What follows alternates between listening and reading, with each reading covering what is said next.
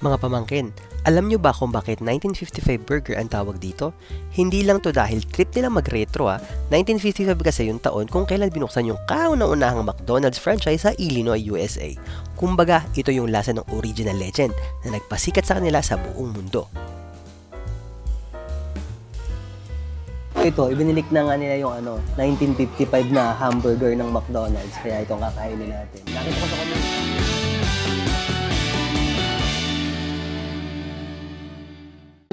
Nakakatakam, sobra. Tsaka yung kasama namin for today's video, ang matanda. Oh, tatatatan! Si Madam Esther. Kumakain na. I-shoutout nyo naman si Pam Pam. Hello, Pam. Hello daw, Pam Pam.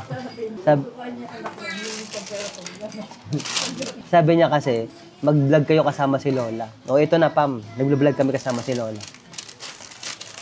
Kasi si Lola isang linggo, 2 linggo na ba? 1 linggo na. 2 linggo niya na gustong mag-McDonald's. Tsaka i-congratulate natin si Madam. Kasi, bakit natin i-congratulate si Madam Esther? Kasi Kaya si Madam nasa labas Esther, tayo. Kaya tayo nasa labas. Kasi celebration ito. Kaya kami nagma-McDonald's. Kasi ito na ang kanyang pinakamababang timbang sa kanyang buhay. Hindi naman. Nung pamula nung lumaki siya, ito na daw ang pinakabababa niyang timbang. Sabi niya, totoo ba yun, Madam? Oo. Si Madam from 100 plus yan pag nasa Pilipinas. Tapos kanina nagtimbang kami. Kwento mo yung timbang ni Madam kanina umaga. 86 grabe kayo sa 60, wow. 86 pero di ba? 86. Ano yun? Sobrang hirap nun na maka 86 kasi 100 plus siya usually. 100 plus siya. From 86. O, di waging-wagi talaga. Kaya may reward yan. Yung reward McDonald's. Pero sa totoo naman, ilang linggo niya na yan talaga gusto. Pero pinipigilan niya. Tsaka sa gabi, hindi siya kumakain. Pinipigilan niya talaga sarili niya. Spicy. Pigil na pigil. Ano ito, paprika? Spicy. So ayun, tikman na ulit natin yung 1955. Ang tagal ko ulit. Parang natigil ba yung 1955? Hindi na nila ginawa. Kasama ng CBO. Parang tinagil nila, no? Discontinue. Tapos ngayon, binalik nila ulit. So, kakain tayo. Love, love, love. Okay, tara, kain tayo. Tikman natin. Ang sarap. Kasi may bacon. Diyos ko, makasalanan talaga lagi. Parang sarap niya. Oo nga, sarap nga talaga. Eh, ba't hindi itong binili mo? Hindi po, ito po yung 1955. Laki Tsaka dalawa yung patty kasi dalawa Tapos nalalagay yung mga bacon. Pero kainin natin kasi binayaran natin, sayang naman. Sarap. Alam mo, yung pagma-McDonald's, sabi nila masama daw. Pero feeling ko naman, kung araw-araw ka nagma-McDonald's, parang yun ata yung masama. Pero once in a blue moon naman, or once a week siguro, pwede naman. Very Tapos, healthy ka naman kumain ng everyday. But you can treat yourself sa McDonald's. Yes. Sarap. Ang laki Ganito ka lang yung kinuha ko para hindi na ako kukuha ng french fries. Gusto ko sana ng salad Kaso, wala naman salad doon. Sa choices, puro sila french fries. Wala sa menu. Ano ito ba? Masarap din naman po. Kay madam, hindi pwede to kasi Beef. beef. Kasi madam may best in gout. Kaya, hindi pwede. Nakakatawa kumain dito sa McDonald's. Ano kung bakit? Nakaharap ka sa bintana, tapos kita-kita mo yung view ng square. Yun, pakita ko sa inyo. Ayun diba? Ayan. Ayan ang view namin na nakikita dito. Di ba? Marketing din yan. Ang alin? Na nakaharap ang taong kumakain. Para yung mga dumadaan, nakikita nila. Sabagay, burger. Patikim. Hindi mo kakayanin, ang sarap. Madam mo sa matikman, ang sakit ng paa mo. Sa sakit ng paa mo? Sayang. Tapos iiyak siya sa gabi dahil sa sakit ng paa niya. Ako naman, pero mas malasa to. Saan? Sushi. Sushi dyan. Sushi nga yun dati. Sushi. Tingnan mo to. Mas malasa to. Yan. Crispy McBacon. Wow. Ibang sauce niya. Parehas sila iba lang sila ng sauce, pero parang parehas silang na nasa loob. Oo. Kasi yun, walang gulay. Ito may gulay na konti. Mas malasa siya.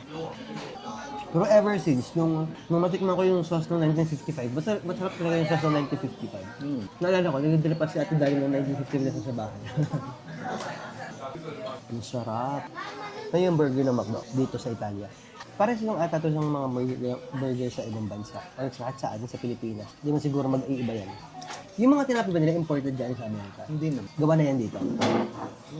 Parang yung mga sauce ata. Hindi rin. Dito rin gawa ang sauce. May kwan na yan dito. May kwan na yan dito, fabrika na mismo. Sarap.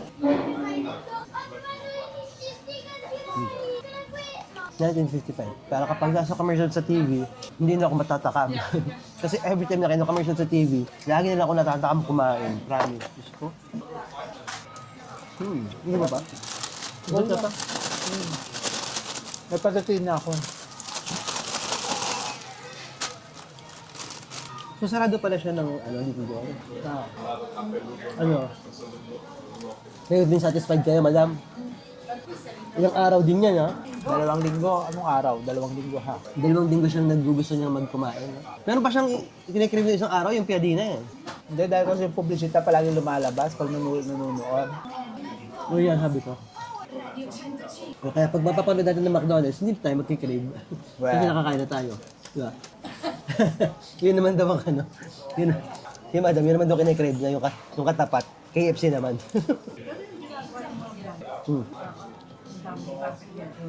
Hindi ko kaya. Ay, Ayun naman ang mangyayari naman kasi doon. Bali, kakain lang sila ng 1 bite, 2 bite. Kasi ipokon na nila to go. Hindi ba sila Yulin, pag pinapanood natin, sina Oyobab, pag kumakain sila, si Yulin, dami niya kumain ha.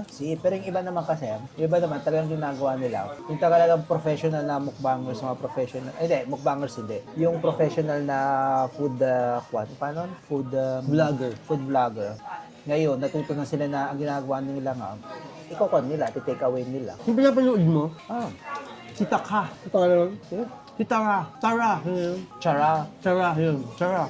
Hindi naman nila inukubos yun. Take away nila. Tsaka parang marunong na sila, parang pipili sila ng titikman nila, no? Ngayon. Kasi Fever naman kasi, iba kasi ang mukbang, tsaka food vlogger eh. Ang mukbangers talaga, ubusin nila. Papakita nila, ubusin nila.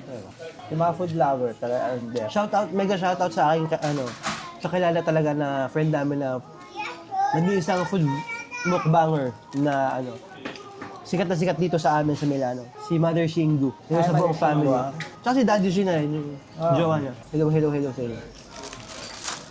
may sing-sing na ba? Yung alin?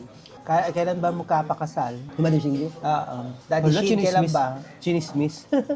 Kailan ang kasal? Hindi kami mawawala. Magmumukbang kami sa kasal mo. True. Gusto ko makita yung kasal ni Mother Shingu.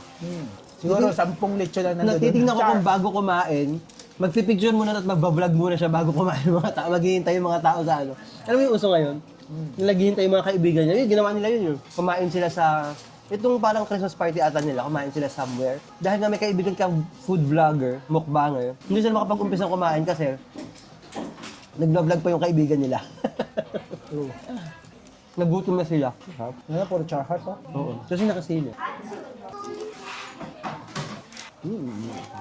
Pero gusto ko ng ice cream.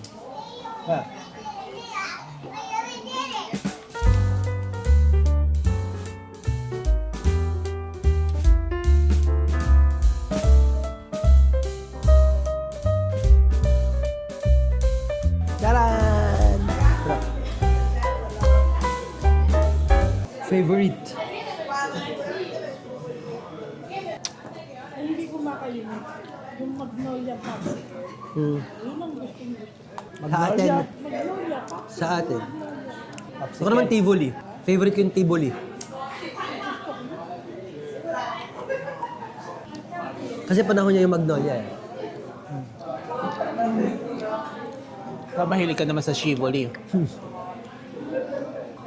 Tivoli, pangalan yun ng ng gelato. Actually, ang pinakagusto ko kasi sa Pilipinas, Double Dutch.